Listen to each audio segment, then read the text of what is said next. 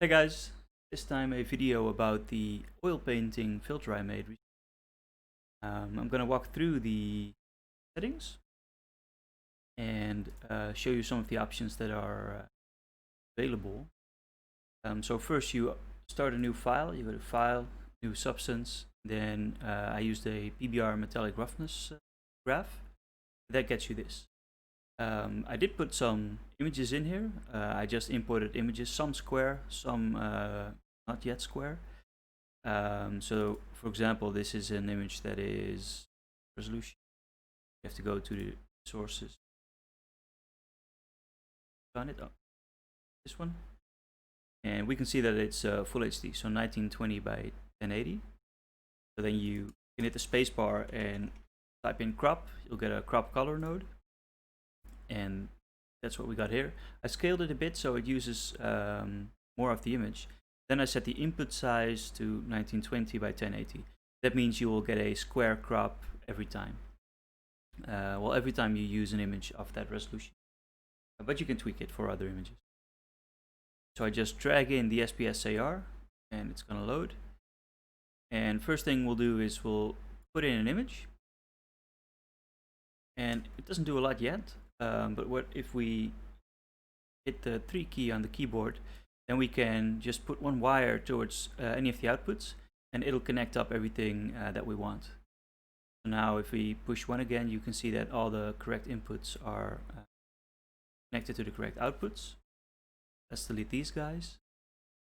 And now in the 3D view, it's set to 1K, so it's not very detailed. But you can see that there's a normal map, there's some roughness information, you can see nice shading on the paint strokes. If we go higher, it's gonna take a bit. This is a heavy filter, it's using a lot of iterations to get all the paint strokes from really big ones to small ones. Now we can dive in a bit more basically. You can see that there's a ton of detail. It's almost like, well, the intention was to have it almost like a real painting. Pretty hard to nail, but I think it gets pretty close. And you can see some nice swirling here. So if we jump back in resolution a bit, oh, probably a bit too much. For editing, it might actually be fine. Now let's go to 1K. I usually do these videos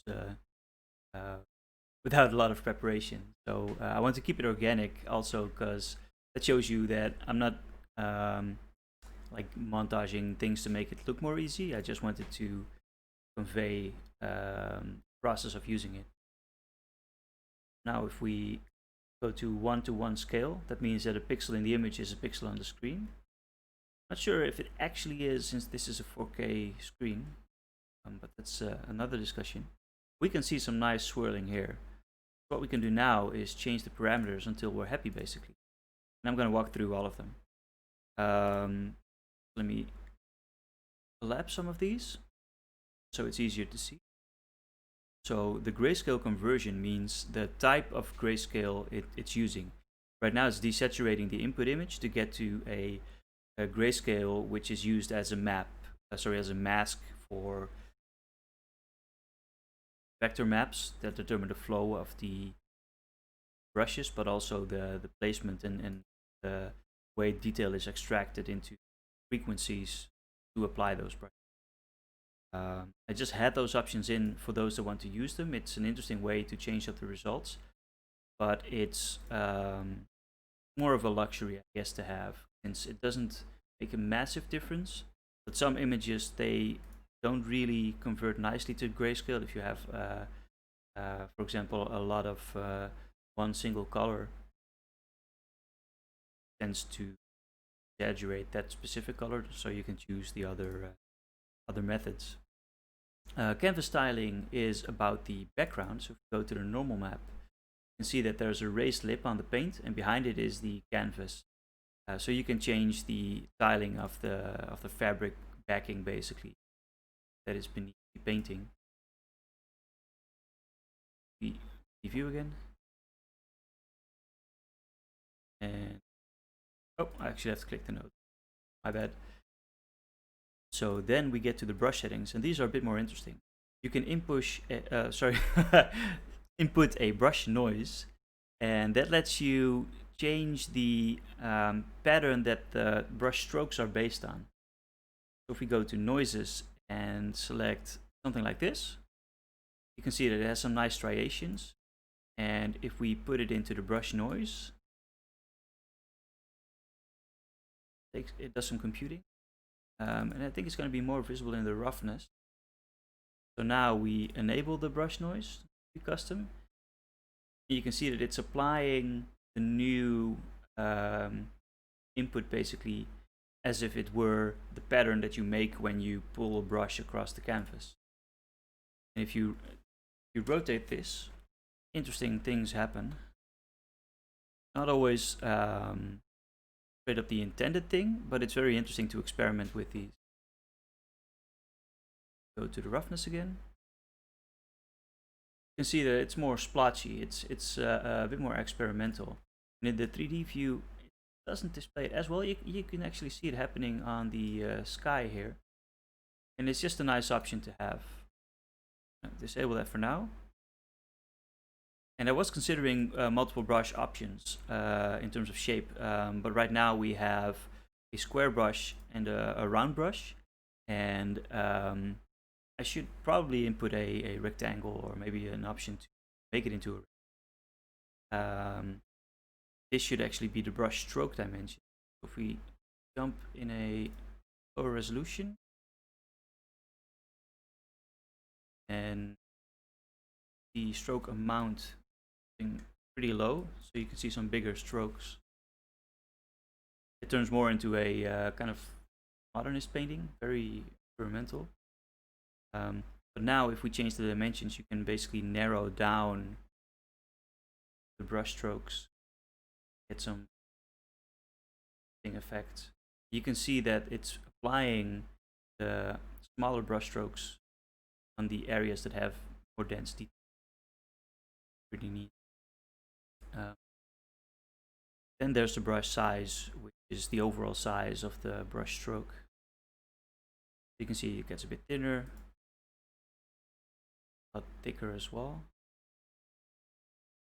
Just experiment with these. You can always undo or revert the entire thing to the original parameters. For the brush overlay, see in the base color, and now it's using a internal curvature map that it's as an overlay, so you get a bit of more color variation inside the strokes.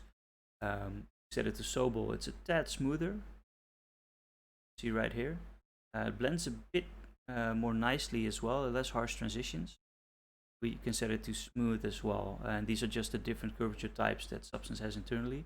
Now it's really subtle, so we'll put it back at sharp for now. Let's also reset the parameters. Set the decent value, default value. I think it's a decent value too as well though. Then what we can do is change the stroke amounts, and it's easier to see if I jump up in resolution. Again, this takes a bit to compute since it's quite a heavy graph. So you shouldn't do some real-time edits in Engine unless you really. Now, if we up the stroke amount, say, or you can do any arbitrary number. I just like to work in powers of 2. Now you can see that there's a lot more detail basically. Up again, see some more details revolve around the trunk, water. Also some nice swirl noises, especially in the forested areas. The bigger strokes are typically where there's more of the same color. Means basically less high frequency. Jump back to 1K. Now we can do some of the more interesting stuff in here. So for the details, smoothing radius determines how smooth a vector map is basically, and how smooth the masks that it generates internally are. 5 makes everything a bit more, how would you say that? less irregular, I guess. Set the one. These especially influence the masking, which we'll get to in a moment. Then there's the sharpen by halo filter in there. So if we set this to 0 for both values, it's going to be most visible in the base color, which we're previewing. You can see that it makes it pop a bit less. It can make it look a bit more natural, actually. And these sliders just allow you to put an emphasis on light details or on dark details. So if we change this to 5, light radius to 2.5, it should pop a bit more. Whoa. You can see, yeah, it makes it a bit more vibrant, but you do get some haloing around here. Can or might not be desired. For the masking, the detail mask intensity is the amount of or more of a bias that you skew brush placement. So at 1, it's using the detail masks to place all the finer and some of the larger strokes. If we set this to 0, it becomes only the finest detail strokes. And this just looks like a blurry image, but it's actually many tiny brush strokes. So if we set the mask random micro to 0.975 or something, there's going to be a lot less of them. 0.95, 9, 8. We can see some of the larger strokes become more apparent. This lets you manually dial in the different sized brushes. 7.5. It's easiest to see probably if I set them all to 1. That means all of them are masked out. Takes a bit to compute.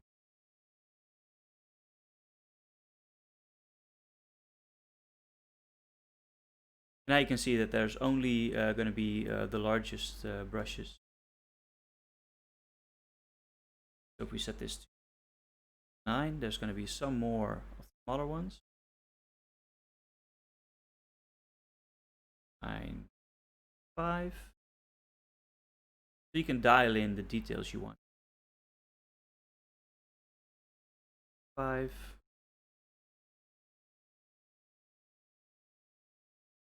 And we can tweak it still. So 5.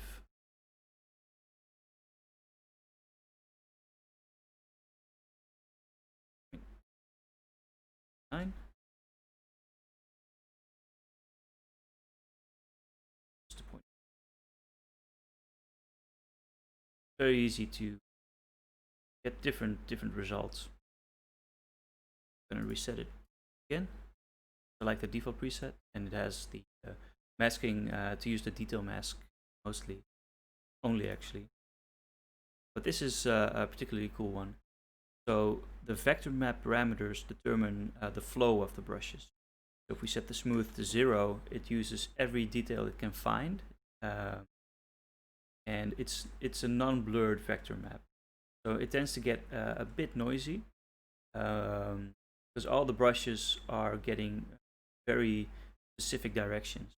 If we set the blur to something like 15, you'll see that it starts to resemble the Starry Night by Van Gogh a little bit more in terms of swirls, etc. And you can dial it in and out if you want. You can change the intensity of the vector map as well. It just makes the smaller direction changes a bit more stronger. You can also change the direction that the brushes are flowing in. So now it tends to get a bit spiky, a bit more aggressive, I guess.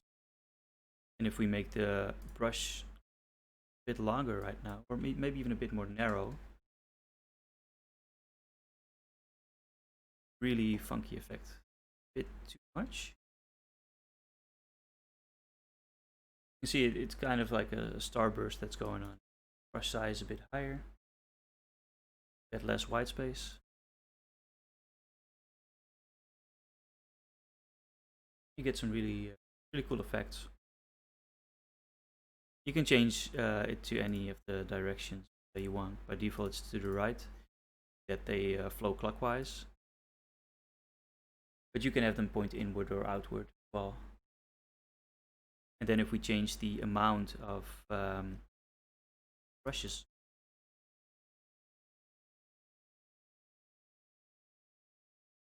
see that you get a lot more detail. If we jump up in resolution, I hope there's not a lot of background noise actually.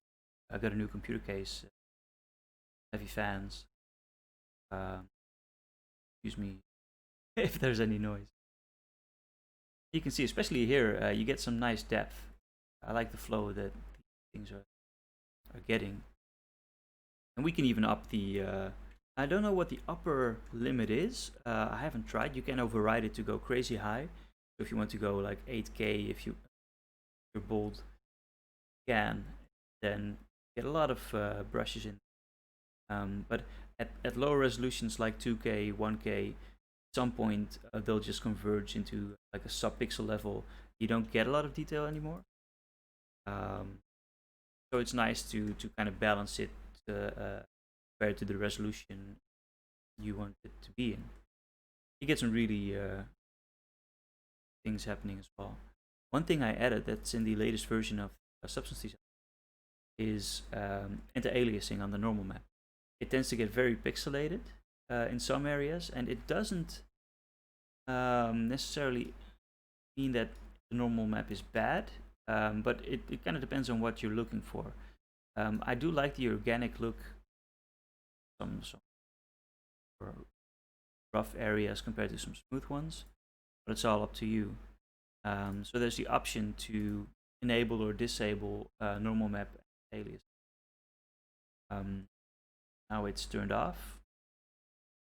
You turn it on, it's a subtle difference, but it generally makes it just a bit. Let's keep it at this resolution. I'm gonna reset it to the default settings again. Then we're gonna plop in some more images, and I'm gonna do this in a lower resolution just for speed. Keep you guys waiting too long. Go. And I just put in some random images. Some of what I did earlier on the ArtStation store. Some photos from a friend. And just for fun, a thumbnail of my Halo Reach character, which I had lying around. But let's go with the images first. So you can shift drag from an output to a new one. And then it should update quite quickly. There we go. And this is the image that's on my ArtStation and store as well. It's really nice. And I linked to the original photographer in there as well. Be sure to check him out. Lovely, lovely images, especially sunsets. Here I just used a cropped version of something that's not square. Substance Designer really likes square stuff, and you can do non-square stuff, but it has to be powers of 2 ideally. So what if we put in my Halo Reach guy? You get this fancy portrait. The downside is that since in the original there's a lot of black, in the vector map it assumes that that means that it's a single direction as well. So we can actually go into the parameters of the filter and then change the vector parameters. So we can just not smooth them, see what that does. And it doesn't make a lot of difference in here. So what if we smooth them to quite a large degree? It should cause a bit more of a gradient. It does change the look as well a bit. I was thinking of the option to introduce random noise so that there's always something that can give you a direction, and that'll probably be in a future update. What this does show though is that you can see the normal and roughness work quite well. It reminds me of those fancy Dutch painting, portrait painting by Rembrandt. Let's put in something else. So put in the drop node. Then you get these nice still life paintings. Here called.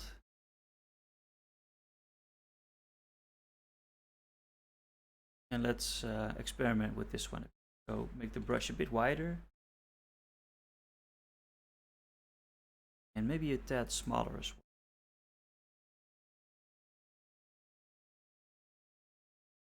See how small we can go without introducing white spots. That'll make the brush stroke resolution look a bit higher because it uses the same amount of pixels in a smaller area basically. I actually like the white spots in here. I don't mind them too much. Let's see what else play with. Pretty happy with the sharpening actually. It's always cool to see what the vector map parameters do. Probably gonna be trippy. Not actually that bad.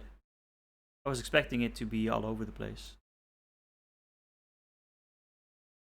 But we can also put in kind of like an asymmetrical number, so 64 by 32. We should get short brushes, almost like you were tapping on it. But if we way around,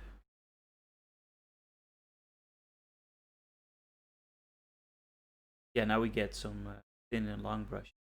It is pretty cool. The preserves all the shading and detail.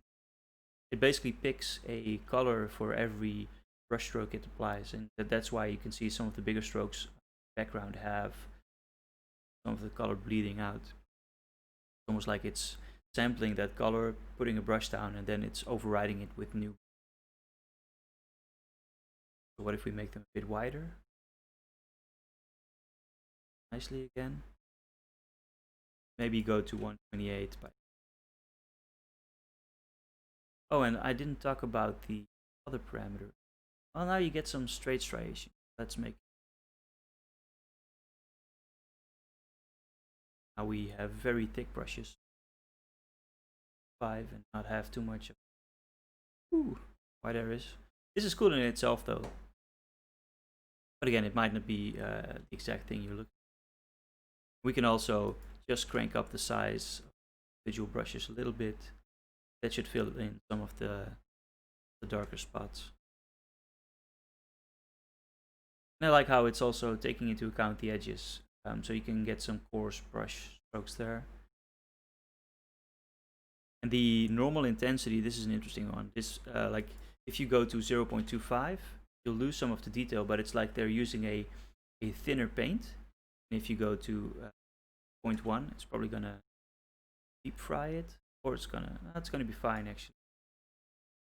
Zoom in a bit, lower the lower the amount of strokes a bit. And it's still in 1K, so let's go to 2K. You get that really thick oil paint look basically, and some nice swirls in. It's a lot of fun to just tinker with. Let's compute the thumbnail so we can see actually what we have we can put in. So let's take the Extion car, let it compute. That's pretty cool. I do think that this might need a bit more brush strokes, so a higher number of them. That'll clear up some of the blotches. It's just the nature of how this thing works. It applies broad strokes first and then smaller ones on top. So you get some more bleed colors. And it can actually be exactly what you want or not what you want. If you want to go super simplistic. And I'd imagine that this would be very interesting for a game that has like an urban setting and you have art galleries and stuff like that, and you need to fill it. Why not fill it with some of the renders from your game? But then stylized fashion. Let's drag in meat mat. And this is a bit undefined. It does at 16 by 6. Sometimes I type before it's done updating. It kind of goofs up. But again, interesting effect. Well, let's go to 32.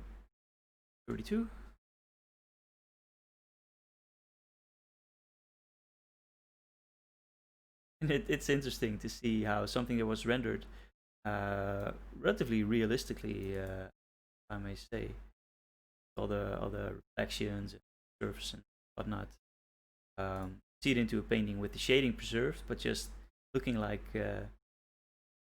someone can paint did it. And I can't paint, unfortunately. I'd love to try one of those Bob Ross workshops, um, but I'm not there yet. And this one was interesting as well. So if we put in the Jade Toad with a kind of like a tuned filter applied, oh, this actually is square. We don't need to crop it and up the pixel ratio. This actually holds up nicely as well, and I think we can go very expressive with this one. Like, I'm gonna keep these numbers, smooth the vector map, double the amount, get them all spiky. And it's interesting to see how it holds up. I wouldn't call this art per se, but it's definitely a cool filter that might actually put some cool extra dimensions on your art.